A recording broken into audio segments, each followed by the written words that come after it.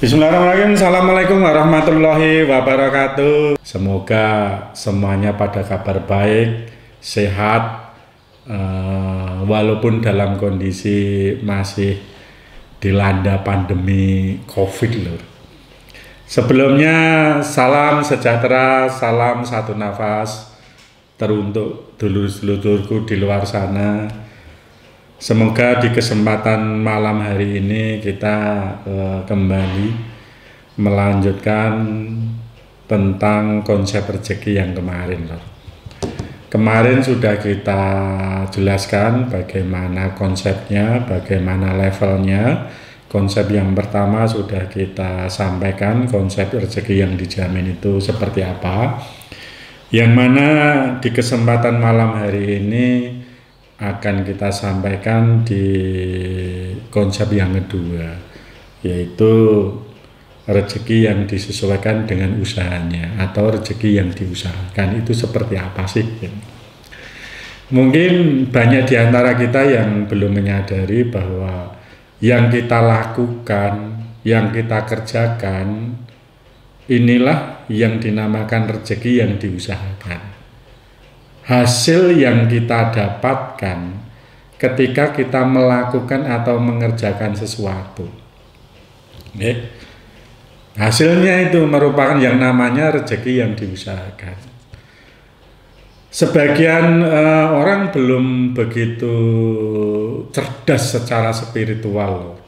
Yang saya sampaikan cerdas secara spiritual.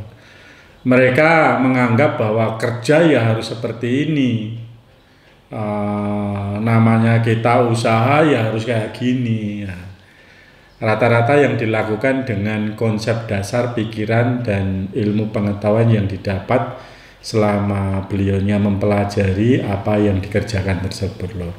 Tapi jika mereka di luar sana memiliki konsep yang sedikit ke atas lah, sedikit pemikirannya itu jauh, yaitu menggunakan konsep spiritualnya yang mana kalau memang kita ini mengusahakan sesuatu, kita ingin mencari rezeki lewat usaha yang kita kerjakan, otomatis kita kembali kepada Tuhan kita yang telah menjanjikan bahwa apa yang saya lakukan pasti akan mendapatkan hasil sesuai dengan apa yang saya kerjakan. Supaya semuanya itu berjalan seperti yang diharapkan loh. Yang jelas ketika kalian mencari sesuatu rezeki yang disesuaikan dengan apa yang kamu lakukan, itu yang pertama dilakukan adalah kamu harus mengerti dulu loh. Kamu harus memahami apa yang kamu kerjakan dulu.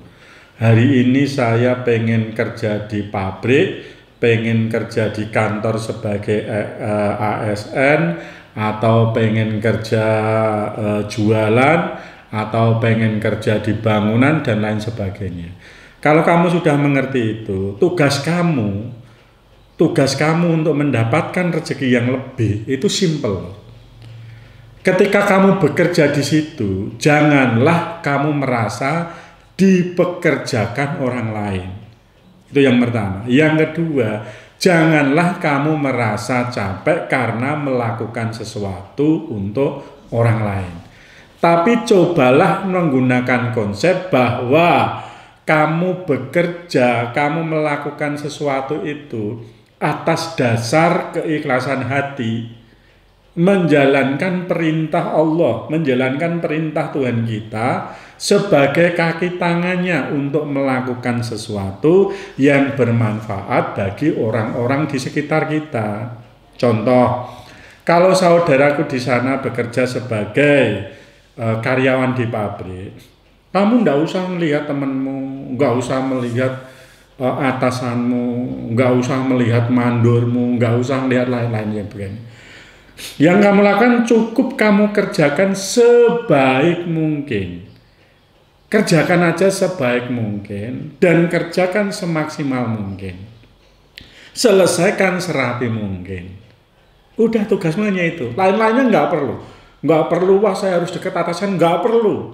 Nggak perlu wah saya harus nyari ini, nggak perlu. Wah saya harus kenal ini, nggak perlu, cukup tugasmu itu. Walaupun gaji kamu terbatas, asal tugas kamu dilaksanakan dengan seperti apa yang disampaikan oleh Tuhan kita, insya Allah katakanlah gajimu 500.000, anakmu 4 cukup lur. Buktikan aja, nanti akan ada sesuatu yang lain masuk ke dalam diri kamu. Ada rezeki yang lain datang ke diri kamu. Dan lihat, ketika kamu melakukan seperti apa yang sampaikan, semuanya akan digerakkan loh. Semuanya di sekitar itu akan digerakkan untuk melindungimu, mencukupimu, dan mengangkat derajatmu. Buktikan aja. Loh kok bisa Mbak No? Saya kan hanya tukang sapu. Saya kan hanya ASN. Saya kan hanya pekerja pabrik. Kok bisa? Mereka bisa derajat kita terangkat dan lain sebagainya. Oh buktikan loh. Buktikan dulu. Jangan bertanya pada pikiranmu. Tapi tanyakan pada konsepnya. Tugasmu satu. Konsep itu kamu laksanakan. Cukup itu loh. Yang lain jangan difikirkan. Oke? Yang lain jangan dipikirkan. Pagi berangkat kerja, apapun aktivitasnya. Ya Allah, hari ini saya ingin bekerja. Hari ini saya akan jualan, ya Allah, saya akan usahakan sebaik mungkin. Yang lainnya, urusanmu ya Allah, saya akan melakukan yang terbaik. Udah selesai. Jualan sama nggak usah keluh kesah. Jualanku nggak laku, nggak perlu lur. Tugasmu cukup menyediakan apa yang kamu jual, ditata yang bagus, dilayani yang baik. Seandainya jualan itu makanan, dibikin sebaik mungkin. Udah tugasmu hanya itu toh. Lainnya nanti Allah yang atur. Simpel kan? Ya udah sesederhana itu. Kalaupun kamu hanya sebagai tukang sapu lur, keluh kesah wajar, capek wajar. Kenapa kamu keluh kesah? Karena kamu memandang kanan kirimu, karena kamu tergantung pada atasanmu, karena kamu menggantungkan hidupmu pada siapa. Intinya kamu menggantungkan rezekimu pada satu makhluk lur. Pikiranmu tersiksa lur. Oke, ingat contoh. Seandainya tukang sapu tugasnya cukup berangkat pagi, bersihkan tempat itu sebaik mungkin, serapi mungkin, dah selesaikan. Udah nggak usah mikir yang lain-lain.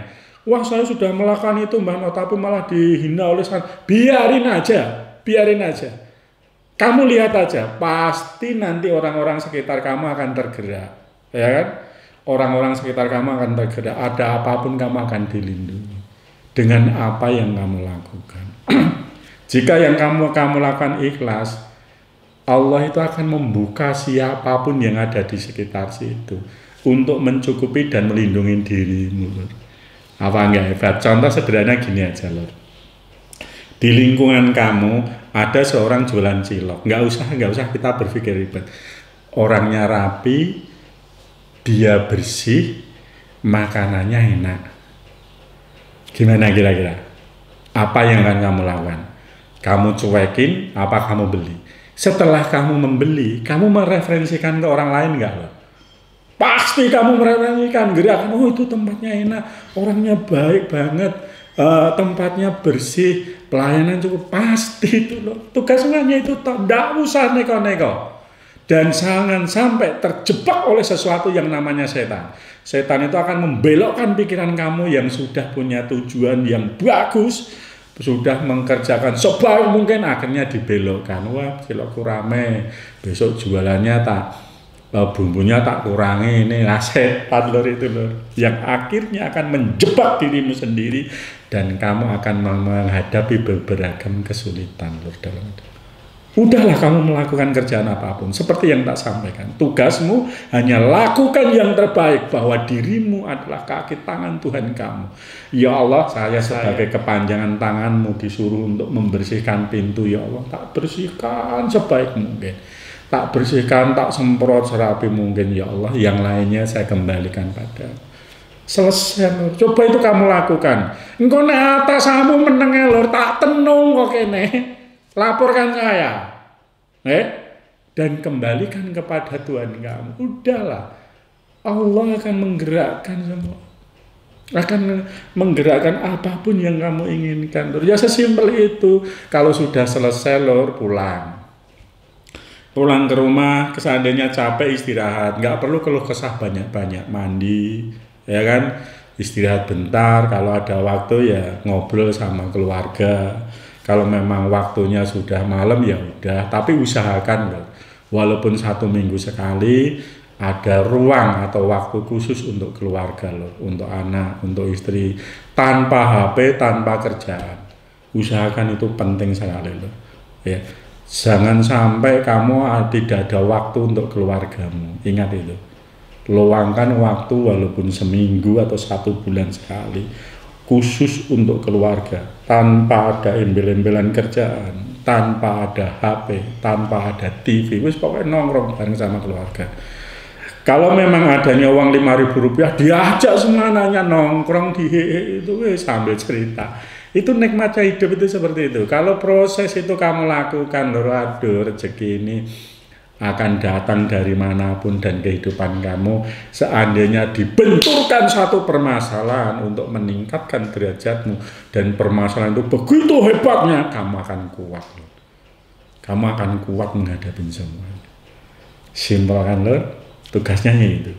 Oh, berarti yang saya lakukan ini saya nggak perlu deketin atasan, saya nggak perlu memberi, nggak perlu. Udah lakukan yang terbaik, selesai, capek istirahat. Yang penting tugasmu selesai, capek istirahat. Sudahlah, nanti siapapun yang itu akan digerakkan mendekat ke dirimu. Kalau kamu nggak percaya, contoh di lingkungan kamu, nggak usah jauh lah. Ada seorang tukang bangunan, tukang batu, beliaunya kerja rajin, jam tepat, ya kan? Jam tepat, kerjaan rajin, dan kerjaannya bagus. Orang nyari orang itu ngantri enggak loh? Ngantri loh. Tapi kalau kamu berpikir kerja, ya, dan ketika kamu melakukan kerjaan, pikiran kamu uang, hancur loh. Hancur itu.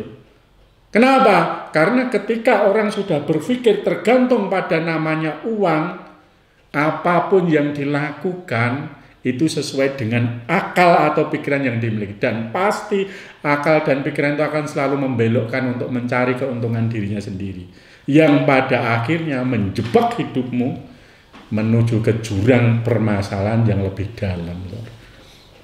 Ingat, kita memang membutuhkan uang, memerlukan uang, lor. Tapi jika kamu ikhlas seperti yang saya sampaikan itu, uang akan mencari dirimu. Kamu nggak perlu mencari uang. Tugasmu lakukan yang terbaik. Cukup itu. Dipikir nah lur, lakukan yang terbaik. Nek sampai nanti tiba-tiba kamu bekerja, tiba-tiba dibelokkan pikiran kamu. Yang membelokkan sesuatu namanya setan lur, melekat di pikiran. Dibelokkan lah, ngapain saya kerja capek-capek juga gak digagas. Jangan, itu dibelokkan kamu. Wah, ngapain saya seperti ini? Nah, jangan lur, jangan. Pengabdian akan terputus itu di tengah jalan. Kamu udah capek, kamu dibelenggu namanya setan, tiap hari tidur juga nggak tenang, kerja ngedumel, ya kan?